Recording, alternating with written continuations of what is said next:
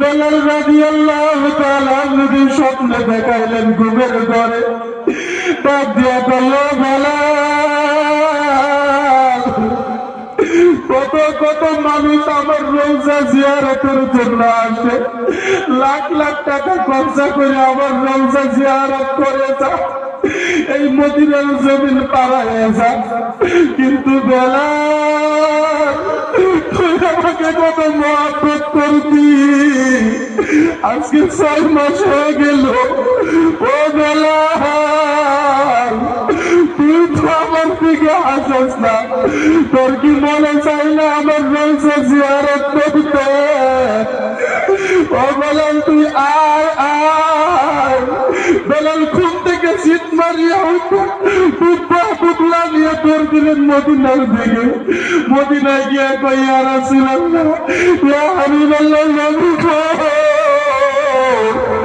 আপনি আমাকে ভুল বুঝছেন না, আপনি আমাকে ভুল বুঝছেন না, আমি আপনাকে অনেক মহব্বত করি, আমার জীবনে থেকে মহব্বত করি, কিন্তু নবী আমার একটা কথার জন্য আমি চলে গেছি, এই মদিনার জমিনে আমি আযান দিব, আমি মুয়াজ্জিন করব, কিন্তু আমার সামনে ইমামতি করবে অন্য একজন, আমি ওইটা মানতে পারবো না।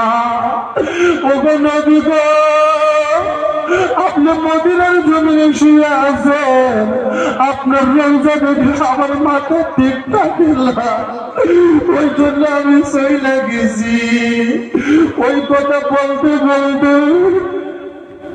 মদিনার নতুন মুয়াজ্জিন আসলেন ফজরের আযান দেওয়ার জন্য। আয়েশা দেখে বেলাল বসে বসে নবীকে বলতেছে, ওই মুয়াজ্জিন আযান দেওয়া বাদ দিয়ে এলান দিলেন, ও মদিনাবাসীরা, তোমরা কে কোথায় আছো রে? ও মদিনাবাসীরা, মদিনার জমিনে আসো, মসজিদে নববীর মধ্যে আসো। আয়েশা দেখো কে চলে আসছে। আয়েশা দেখে বেলাল বসে বসে কাঁদতেছে আর নবীকে বলতেছে, ইয়া রাসূলুল্লাহ, শত শত সাহাবারা, ওই শত শত সাহাবারা দুনিয়ার জমিনে বিয়ে করার পরেও ওই বিবি বাচ্চারা ইখা দুনিয়ার জমিনে শহীদ হয়ে গেলেন। এমন করে একজন সাহাবা ছিলেন হযরত হানজালা।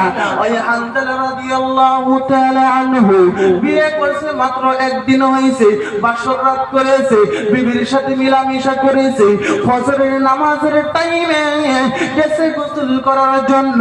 ওই গোসল করার জন্য যখন গেলেন, তখন বদনা দিয়ে পানি নিয়েছে, মাথার মধ্যে পানি ডালবে, ওই সময়ের মধ্যে কে জানি মদিনার গলি দিয়া বলতেছে, নবী দুনিয়ার জমিনে নাই, নবীর জন্য যুদ্ধ তো যাইতে হবে। তখন ওই সাহাবা হানজালা কি করলেন, হানজালা যেইভাবে হাতটা উঠাইলেন, বদনা নিয়ে পানিটা উঠাইলেন, কিভাবে পানি পড়ে গেল, হাত থেকে বদনা পড়ে গেল, হানজালাও টের পাই নাই। হানজালা তার বিবির কাছে গিয়ে কই, বিবি রে, ও প্রাণের বিবি, আমার তরবারি গুলি কোথায়, আমার তরবারি গুলি দাও, আমি নবীর জন্য যুদ্ধতে যাইব। তার বিবি ডাক দিয়ে কই, স্বামী গো, আপনার যে গোসল ফরজ হয়েছে, আপনি কি ফরজ গোসল করেছেন? সাহাবা ডাক দিয়ে কই, বিবি না, আমি কার জন্য গোসল করব? যেই নবীর জন্য আমি গোসল করে নামাজে যাইতাম, যেই নবীর জন্য গোসল করে কোরআন তেলাওয়াত করতাম, যেই নবীর জন্য আমি গোসল করে নবীর সাথে সাক্ষাৎ করার জন্য যাইতাম, ওই নবী যদি দুনিয়ায় না থাকে, আমি হানজালা গোসল করে কি করব? বলনা সুবহানাল্লাহ। ওই কথা বলিয়া হানজালা কই, বিবি আমার তরবারি কোথায়, আমার তরবারি গুলি দাও। তরবারি গুলি বাহির করিয়া দিল, ওই তরবারি লইয়া চলে গেলেন ওই উহুদের ময়দানে যুদ্ধ করার জন্য। যুদ্ধ করতে করতে শত শত সাহাবারা শহীদ হয়ে গিয়েছে, হযরত হানজালা শহীদ হয়ে গিয়েছে। তখন আল্লাহর নবী সাল্লাল্লাহু ওয়াসাল্লাম সমস্ত সাহাবাদেরকে ডাকে কই সাহাবারা রে, দেখো দেখো এই ময়দানের মধ্যে যত সাহাবা শহীদ হয়েছে সমস্ত সাহাবাদেরকে গোসল ছাড়া কাফন দাফন করাইয়া রাইখা আসো। তখন হঠাৎ করে একটি মহিলা আসলো। ওই মহিলা এসে কই ইয়া রাসূলুল্লাহ ইয়া হাবিবাল্লাহ নবী গো, আপনি সমস্ত সাহাবাদেরকে গোসল ছাড়া দাফন করান, আপনি সমস্ত সাহাবাদেরকে গোসল ছাড়া কবরে রাইখা আসেন। ইয়া রাসূলুল্লাহ ইয়া হাবিবাল্লাহ নবী, এই ময়দানের মধ্যে আপনার একজন পাগল, আপনার একজন পাগল আছে নবী, ওই পাগলটাকে আপনি গোসল ছাড়া দাফন দিবেন না, গোসল ছাড়া কাপড় পরাবেন না গো ইয়া রাসূলুল্লাহ। নবী ডাক দিয়ে কইবে মহিলা, কে তুমি আর তুমি কার কথা বলতেছ? ওই মহিলা ডাক দিয়ে কইল নবী গো,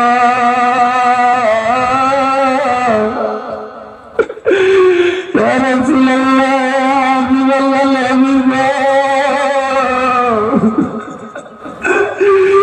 আপনার একজন পাগল হযরত হানজালা, ওই হানজালা গতকালকে বিয়ে করেছে, আমার সাথে সহবাস করেছে। ওই হানজালার গোসলটা ফরজ ছিল ইয়া রাসূলুল্লাহ, উনি গোসল করার জন্য গিয়েছেন। যখন শুনছেন আপনার জন্য যুদ্ধতে যাইতে হবে, যখন শুনছেন আপনার জন্য যুদ্ধ করা লাগবে, ইয়া রাসূলুল্লাহ ইয়া হাবিবাল্লাহ নবীজি, আপনার পাগলে টিকতে পারে না, তরবারি নিয়ে চলে আসছে আপনার ওই উহুদের ময়দানে। মহিলা ডাক দিয়ে কই ইয়া রাসূলুল্লাহ, আমার সাথে সহবাস করছে কিন্তু ফরজ গোসল করতে পারে নাই।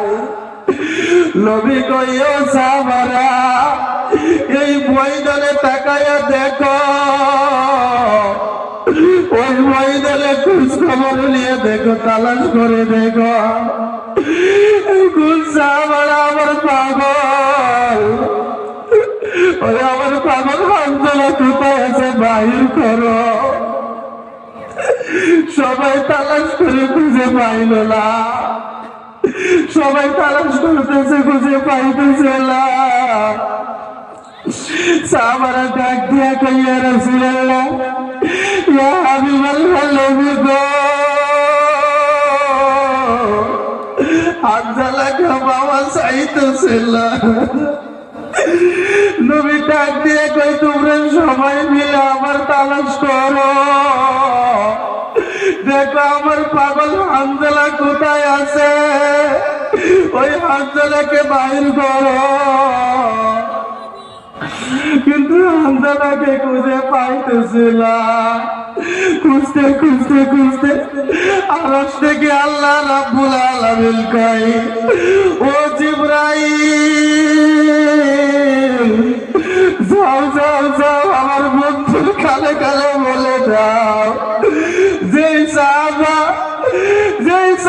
আমার বন্ধুর জন্য ফরজ গোসল করে নাই, যেই সাহাবা আমার বন্ধুর জন্য গোসল সারিয়া চলে আসছে যুদ্ধ করার জন্য, ওই সাহাবাকে দুনিয়ার জমিনে কোন সাগরের পানি দিয়া গোসল করাইতে দিব না, কোন খড় পানি দিয়া গোসল করাইতে দিব না, কোন মোটরের পানি দিয়া গোসল করাইতে দিব না।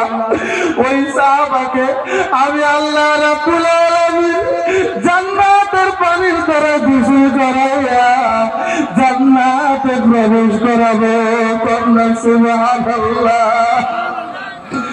আমার বাবাজিরা, আমার বন্ধুরা, আমার নিজের ঘটনা বলে নাই, সাহাবাদের ঘটনা যদি মন দিয়ে শুনেন আপনার অন্তর কাঁদবে, চোখ দিয়ে পানি বেরোবে। সাহাবাদের কষ্টের কথা মনে করুন। বেলাল রাদিয়াল্লাহু তাআলা আনহু কত কষ্ট করলো। বেলাল রাদিয়াল্লাহু তাআলা নবীর পাগল ছিল। যখন নবী দুনিয়ার জমিন থেকে চলে গেছে, একদিন পরে গাট্টি টুকলা নিয়ে গিয়া আবু বকরকে আগে, আবু বকর আমাকে তুমি বিদায় দিয়া দাও, আমি আর মদিনায় থাকবো না, আমি আর মদিনায় থাকতে চাই না। হযরত আবু বকর কই, ও বেলাল, আমাদের মদিনার জমিন থেকে নবী বিদায় হয়ে গেল, নবী বিদায় নিয়ে চলে গেছে। এখন তুমি যদি চলে যাও, আমরা কার মুখের দিকে তাকায়া আমরা মনকে জিজ্ঞাসা, আমরা কার মুখের দিকে তাকায়া মনকে বুঝাবো? আবু বকর রাদিয়াল্লাহু তাআলা ডাক দিয়া কই, বেলাল রে, এই মদিনার জমিনে তুমি থাকো, প্রয়োজন যদি হয় ওই মদিনার জমিনে যত ঘর বাড়ি আছে সমস্ত ঘর বাড়ি থেকে কিছু টাকা উঠাইয়া তোমাকে মাসে টাকা বেতন দিব। বেলাল কই, হে বকর, আমি টাকার জন্য মদিনায় থাকি না, আমি টাকা পয়সার জন্য মদিনায় আসি না, আমি মদিনায় আসি আমার কলিজার নবীর জন্য। ওই নবী দুনিয়ার জমিন থেকে চলে গেছে, ওই নবী মদিনার জমিন থেকে চলে গেছে, মদিনার জমিনের নিচে শুয়ে আছে।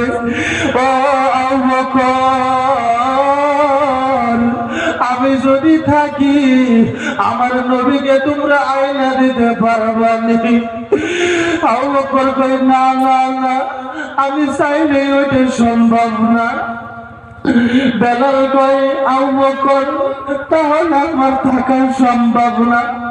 ওই কথা বলিয়া যখন চলিয়া যাইতেছে, আবু বকর ডাক দিয়া কই, বেলাল, তুই একাই তো নবীকে ভালোবাসিস না, আমিও তো নবীকে ভালোবাসি, আমিও তো নবীর সাহাবা, আমিও নবীকে ভালোবাসি। ও বেলাল, তুই থাইকা যা। বেলাল ডাক দিয়া কয়, ও আবু বকর, ওই মদিনার জমিনে তুমি নবীর রোজা দেখে সহ্য করতে পারো, তুমি টিকে থাকতে পারো, কিন্তু আবু বকর, আমার সামনে মদিনার নবী শুয়ে থাকবে, আমি আযান দিব, অন্য কেউ ইমামতি করবে, আমি এটা সহ্য করতে পারবো না, আমি এটা মানতে পারবো না। ও আবু বকর, আমাকে বাধা দিও না, আমি চলে যাব। এই কথা বলিয়া বেলাল রাদিয়াল্লাহু তাআলা চলে যাইতেছে, চলে গেলেন। বেলাল রাদিয়াল্লাহু তাআলা 1 মাস 2 মাস 3 মাস হয়ে গেল, মদিনায় আসে না। 6 মাস পরে আল্লাহর নবী বেলাল রাদিয়াল্লাহু তাআলা স্বপ্নে দেখাইলেন, ঘুমের ঘরে ডাক দিয়া কইল, বেলাল, কত কত মানুষ আমার রওজা জিয়ারতের জন্য আসে, লাখ লাখ টাকা খরচা করে আমার রওজা জিয়ারত করে যায়, এই মদিনার জমিন পাড়ায় যায়, কিন্তু বেলাল, তুই আমাকে কত মহব্বত করতি, আজকে 6 মাস হয়ে গেল। ও বেলাল, তুই তুই তো আমার দিকে হাসস না, তোর কি মনে চাই না আমার রোজা জিয়ারত করতে? ও বেলাল তুই আয় আয়। বেলাল ঘুম থেকে শীত মারিয়া উঠে টুকরা টুকলা নিয়ে তোর দিলেন মদিনার দিকে।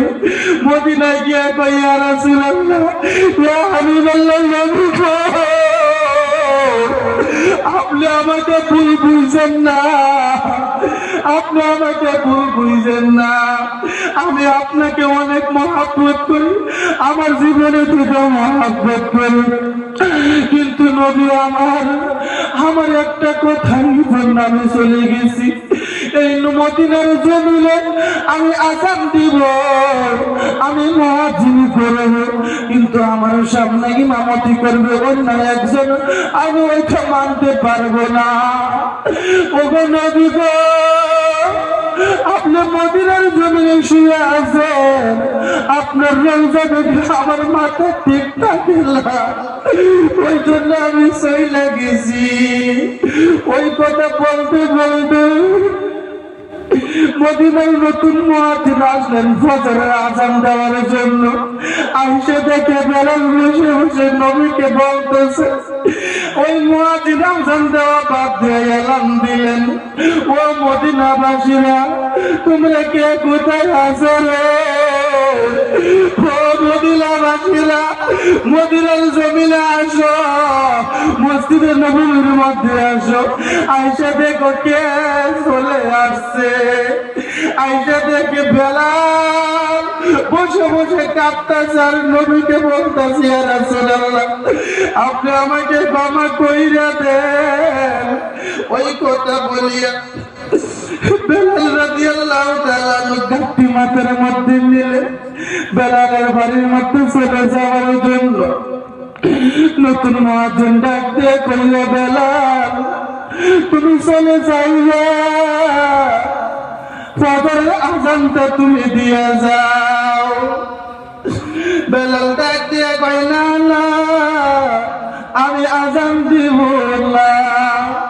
নতুন মুয়াজ্জিন কই, কেন দিবে না? আমি আযান দিলে কি নবী নামাজে আসবে? যে না, নামাজে আসবে না, কিন্তু নবী তো তোমার আযান শুনবে।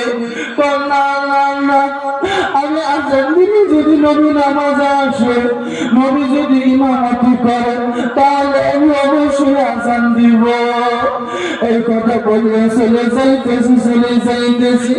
বাবাজিরা আমার মনটা নরম করেন, সাহাবাদের কথা চিন্তা করেন, নবীদের কথা চিন্তা করেন। সাহাবারা কেমন পাগল ছিল নবীর জন্য, আমরা কেমন পাগল। বেলাল চলে যাইতেছে, তখন সাহাবারা চিন্তা করলো এখন কি করবো। পিছন দিক দিয়ে বলে, বেলাল তুমি আযানটা দিয়ে যাও, তোমার আযান শুনিয়া যদি নবীর কথা স্মরণ করতে পারে, আমাদের যদি নবীর কথা স্মরণ হয়, নবীর চিন্তা যদি আমাদের মনের মধ্যে আসে, তোমরা আযানটা দিয়ে যাও। বেলাল তুমি আযান দিয়ে যাও। বেলাল আযান দিলেন না, বেলাল চলে যাইতেছে। সাহাবারা চিন্তা করলো বেলালকে আযান দেওয়া সম্ভব এক জায়গায় গেলে, বেলাল আযান দিবে কিন্তু এক জায়গায় যাওয়া লাগবে।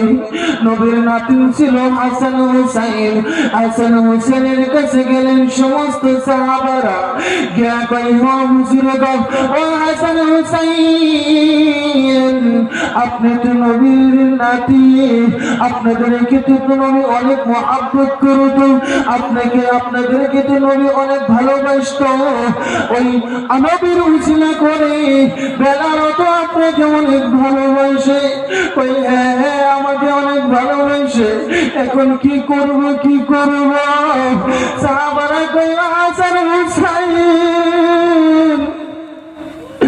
বেলাল আছে মদিনার জমিনে, তোমরা একটু বলিয়া ফজরের আযানটা দিয়ে রাখো। ওই হাসান হোসেন আসতো, হাসান হোসেন এসে বলতেছে, বেলাল আসো আসো, আমার মনের কষ্টটা দূর করে যাও। যদি মসজিদে নববীর মধ্যে আজান দাও আমাদের মনের কষ্ট দূর হয়ে যাবে।